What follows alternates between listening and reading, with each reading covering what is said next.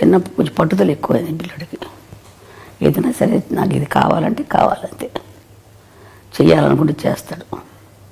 ఆ పట్టుదల ఉంది. ఒకసారి మా అమ్మగారు ఊరు మా మొగల్తూరు, వెస్ట్ గోదావరి. మొగల్తూరుకి ఆయన నేను తీసుకెళ్తానని చెప్పి ఆయన వెళ్తున్నారు. మా వారు మా అమ్మ వాళ్ళ ఇంటికి వెళ్తుంటే ఈయనకి రమ్మని చెప్పారు. అందరం వెళ్దాం అనుకున్నాం. వెళ్దాం అనుకుంటే ఆ రోజు ఇంకెందుకులే ఇప్పుడు వెళ్తాం అని చెప్పేసి మానుకోవాల్సి వచ్చింది. ఏదో కొంచెం కారణాల వల్ల మానుకున్నా. అంటే కాదు నాన్న, వెళ్ళాల్సిందే నాన్న, వెళ్ళాల్సిందని చెప్పి పట్టుబట్టాడు.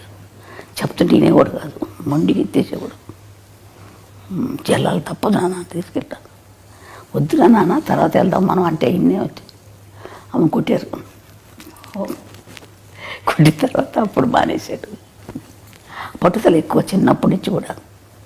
ఇది చెయ్యాలంటే చేసేసేవాడు అంతే. మరి మా ఫోన్లే ఎందుకులే నువ్వు ఊరుకోడు. ఇప్పుడు అదే పట్టుదల వచ్చింది అడుగు. ఏదైనా చేయాలని కూడా చేస్తాడు. అదే పట్టుదల ఇప్పుడు ఈ స్థాయికి రావడానికి కారణమవుతుందని మేము కూడా అంతే నమ్ముతున్నాం.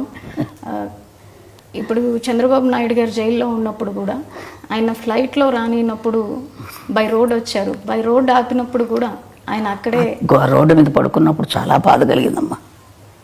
ఎందుకు ఈ బాధలని మనకు అనిపించేసింది. రోడ్డు